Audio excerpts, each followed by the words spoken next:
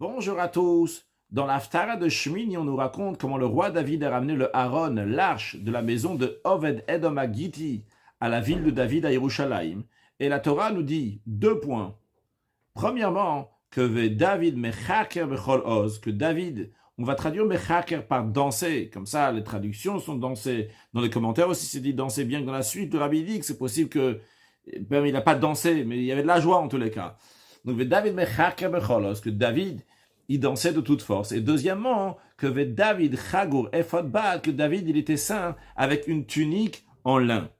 Puis après, lorsque David il arrive à la Ir David, à la ville de David à Yerushalayim, à ce moment-là, on nous dit que David mefazez ou mechaker becholoz, que David il sautait, il dansait. Mefazez, c'est encore plus dans la danse même, un rajout de danse.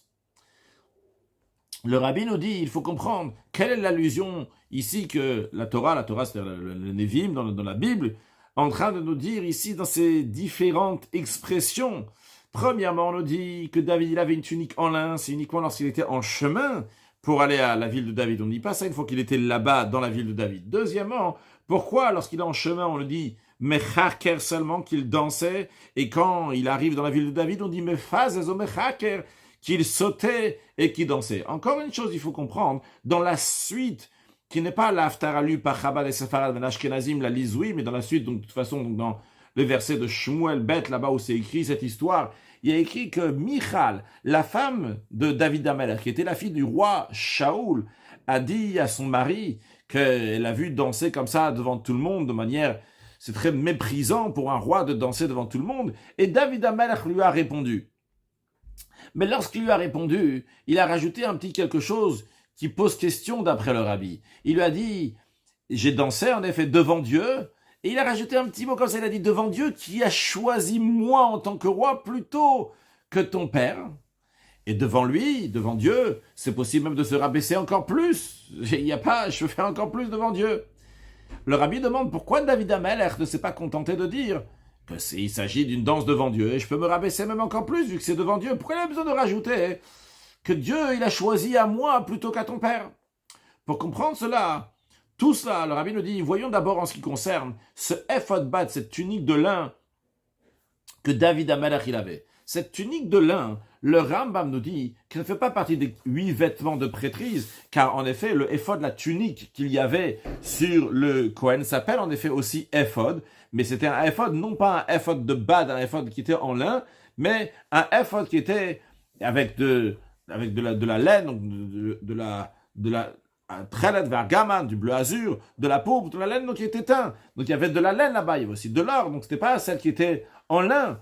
Alors, le Ram il ramène une preuve du prophète Shmuel, qu'il était de la tribu de Lévi, et qu'à propos de lui, il y a écrit Nar Chagour Ephod Bat, c'était un jeune homme, donc il était saint, avec une tunique en lin. Alors, donc, bien qu'il n'était pas Kohen, donc c'était pas lié à la Keuna, à la prêtrise, cette tunique en lin. Et le Rambam conclut de dire, alors qu'est-ce qu'ils faisaient ces gens-là qui avaient ces éphodes, cette tunique en lin? Eh bien, c'était les élèves des prophètes, et tout celui qui est apte que le Ruach HaKodesh, l'Esprit Saint, va résider sur lui, il se vêtissait avec ces vêtements de tunique de lin pour dire qu'il est arrivé donc au niveau du grand prêtre, que le grand prêtre donc parle avec Ruach HaKodesh, basé sur ce qu'il y a sur le Choshen et le Ephod, donc sur sa tunique et le pectoral qu'il avait, donc les Urim et Tumim, il disait donc des choses de Ruach HaKodesh, d'Esprit Saint. Et comme le Rabbi explique, qu'en effet, la prophétie est un niveau très très haut, et la Shrina, la présence divine, peut résider uniquement sur quelqu'un qui est sage, quelqu'un qui est fort, quelqu'un qui est riche, quelqu'un qui a une grande taille, encore d'autres qualités. Et c'est aussi important, donc, la manière, donc, les vêtements, la forme, à tel point qu'il y a écrit à propos, quelqu'un qui a commencé à prophétiser, va Yivshat el Begal, qu'il a enlevé ses vêtements, c'est-à-dire que les vêtements ont une importance. Alors, en tant que signe que cette personne elle est prête pour que la présence divine va résider sur lui, que le roi HaKodesh va résider sur lui, eh bien, il s'habillait avec cette tunique en lin. Et le rabbi, d'ailleurs, ramène un soutien, donc à ce que le Rambam dit, d'une preuve dans le Talmud Yerushalmi. Il y avait une ville qui s'appelait Nov, c'était une ville des Kohanim, et là-bas, il y avait 85 Kohanim qui étaient habillés avec une tunique en lin. Le Yerushalmi demande, le Kohen Gadol, il y en a un seul.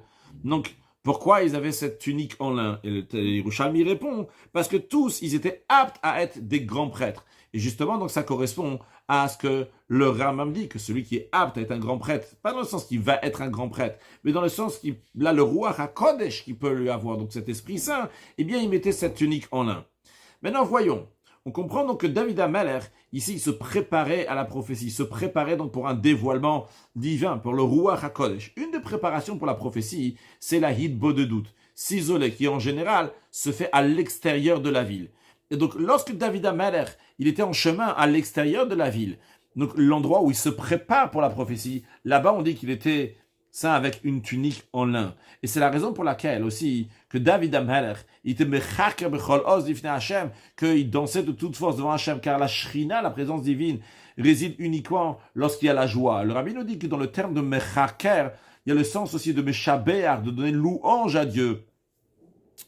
Des shirot vetishbachot, pour éveiller le dévoilement de la prophétie. Car en effet, le fait de dire des louanges, du Hallel, à Kadosh Baruch ou à Dieu, on éveille donc des forces qui sont très fortes. Lorsqu'on dit à quelqu'un une louange dans lui-même, on dévoile des forces qui sont très fortes. Lorsqu'on dit donc des Hallel vetishbachot à Kadosh Baruch, donc par cela, ça fait qu'on va amener des grandes forces de Kadosh Baruch, des forces qui sont cachées, qu'on va les amener à un dévoilement divin. Alors, c'est la raison pour laquelle, que quand il s'agit de la joie qu'il y avait dans la ville même de David à Yerushalayim, on ne dit pas seulement qu'il était mechaker, là-bas on dit qu'il était mephazez aussi, donc ce qui montre qu'il y avait une grande joie. À l'extérieur de la ville, ce n'était pas le cas. Ou bien qu'il n'y avait pas du tout même de danse. C'est pour ça que je disais tout à l'heure qu'on a traduit mechaker par danser, mais le rabbi dit que c'est possible qu'il n'y avait pas du tout de danse. Peut-être le rabbi veut dire que mechaker, c'est uniquement, donc il y avait des louanges à Kadosh Baruch Hu, il y avait une notion de joie, mais en tous les cas, il n'y avait pas cette grande joie qu'il y avait dans la maison même de la ville de David. Les danses, comme c'est expliqué dans Chassidut, c'est parce que là, ça reprend entièrement la personne jusqu'à que ça arrive jusqu'au pied. Donc, quand on dit Mephaz ou Mechak qui dansait de tout cœur, de toute âme entièrement, c'est que la simcha, la joie, elle est rentrée entièrement dans lui. Lorsqu'il était à l'extérieur de la ville, cette simcha, cette joie, elle était pour un certain but. On attend quelque chose. On veut avoir la prophétie. On veut que la shrina, la présence divine, va venir. Donc, du moment où la joie, elle est pour quelque chose, même quelle que soit la chose, eh bien, la joie, elle est limitée. C'est pas une joie de manière que tout le corps est pris de cette joie. En ce qui concerne donc la joie de la ville de David, c'est une simcha, c'est une joie donc il n'a pas de limite. Et c'est pour ça donc il était mephazez ou mechaker, donc il dansait totalement.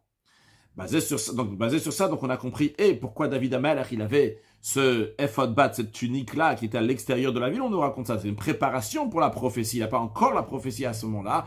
Deuxièmement, on comprend pourquoi lorsqu'il était à l'extérieur de la ville, il y avait seulement mechaker, et que dans la ville, il y avait phase ou mechaker, vu que la shrina, une fois qu'il y a la Ruach HaKodesh, et bien à ce moment-là, il y a la joie, donc une joie qui est totale, donc il n'a plus de limite. Basé sur ça, on va comprendre aussi pourquoi Michal, la fille de Shaoul, elle n'a pas compris, elle n'arrive pas à comprendre comment David il me fasse ou mechaker, comment David, comme ça, il danse devant Hachem.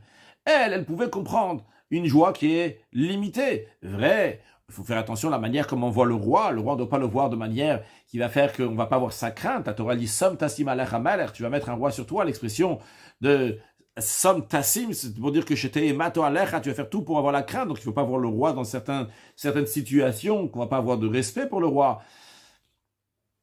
Mais quand même, si c'est une joie qui est limitée, on dit, bon, il y a une certaine raison ici, il y a une certaine logique ici. Donc, ok, il se réjouit pour un but, pour arriver à quelque chose. Donc, le mechaker qu'il y avait à l'extérieur de la ville, ça, Shaol, la fille de Shaol, Michal, elle peut comprendre. Mais quand David HaMelech, il me fasse au mechaker, dans la ville de David, donc comme ça, publiquement, il n'y a plus de limite. Il n'est plus maintenant à l'extérieur de la ville où il veut avoir quelque chose. Ça y est, maintenant, il a la prophétie. Il y a le Ruach HaKodesh, il est mephazez ou mechaker, quelque chose qui est au-delà de la logique. Eh bien, ça, c'est incompréhensible. Et David HaMelech, justement, lui répond, lui dit, Dieu, il m'a choisi à moi plutôt que ton père. On n'a pas la même manière de servir Dieu. Shaoul, il a servi Dieu avec tav dat, avec le raisonnement. C'est la raison pour laquelle qu'il n'a pas voulu exterminer Amalek totalement. Parce que dans la logique, eh bien, il a dit, je ne vais pas exterminer, je vais garder du bétail de Amalek pour en faire des sacrifices, etc. Comme Shaoul lui-même, il a dit à Shmuel, c'était son intention. Mais David HaMelech dit à sa femme Michal, qui est la fille de Shaoul, lui dit, Dieu m'a choisi à moi plutôt que ton père. Ton père, il part d'après la raison. C'est la raison pour laquelle que Dieu n'a pas gardé, n'a pas laissé chez lui la royauté. Elle a été donnée à David, les tsavotot inagi, donc pour me désigner comme gouverneur. C'est ce que David Amalek dit à sa femme. Pourquoi moi, David Amalek? Parce que ma manière de servir Dieu n'est pas comme celle de ton père, de la logique. Ma manière de servir Dieu, c'est Kabbalatol, recevoir le joug de Dieu. Et comme on dit à propos de David, David Avdi, David mon serviteur. Et lorsque la volonté de Dieu, elle est là pour que David Amalek va être le roi, eh bien, il y a besoin de Kabbalatol, recevoir le joug de Dieu. Et comme il dit, un kaloti, je vais être encore plus, me rabaisser encore plus, vaiti shafal, je serai très très humble devant Hachem, sans aucune limite rationnelle. Donc, ce qui répond à la question, il a dit ça, c'est pas juste pour embêter sa femme, il a dit, ah, Dieu il a choisi moi et pas ton père. Il lui expliquait que son père, c'est une manière de servir Dieu dans la logique. Mais c'est limité. Et c'est pour ça donc sa royauté aussi, elle était limitée. Là, par contre, ma royauté, donc qui est liée avec l'attachement à Kadosh Baruch et Kabbalatol, recevoir le joug de Dieu, eh bien, il n'y a pas de barrière. Donc, on danse sans aucune limite. Le rabbi conclut, basé sur ce qu'on a dit, ça aide, c'est un appui à ce qui est la coutume des chassidim. Et comme ça, c'est la coutume aussi des rabbis de Chabad, que même pendant Shabbat, même pendant Yom Tov, on danse, on frappe des mains, etc. Bien que d'après la Mishnah, ça a besoin des explications basées sur la partie dévoilée de la Torah. Mais quand même, c'est fait de manière tout à fait naturelle.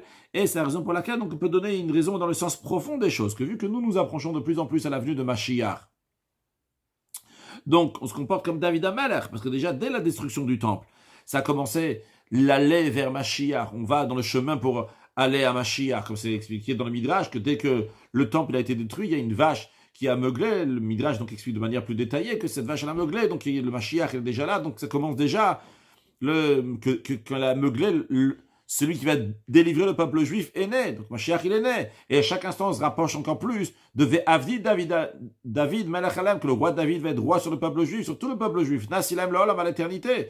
C'est la raison pour laquelle nous avons la coutume, et comme le Rambam le dit dans la fin des lois de l'Oulav, que la joie que la personne, elle va se réjouir lorsqu'il fait une mitzvah dans l'amour de Dieu, etc. Et comme le roi David dit, je vais me rabaisser encore plus devant Hachem, et il danse de manière forte, comme ça le Rambam ramène tout ça, eh bien, il dit donc c'est la manière de servir Hachem avec une joie comme ça qui est sans aucune limite, qu'Akadosh Baruch Hu fasse, qu'on voit cette Simchat Olam al Rosham, cette joie éternelle lors de la venue de Mashiach, en attendant les derniers instants de l'exil, Akadosh Baruch Hu donne une très grande joie pour chacun, qu'on a de quoi se réjouir, parce qu'on va avoir une bonne santé, beaucoup de parnassa, satisfaction de soi-même, des enfants, tout ce qui est autour de nous, avec tranquillité, sérénité, la paix, la joie, le bonheur, tout ce que chacun a besoin matériellement et spirituellement, avec une grande largesse. Et quoi qu'il arrive, la joie brise toutes les barrières, comme le rabbi dit que la joie elle-même va amener la délivrance, qu'on a cette joie très prochainement avec Mashiach Now.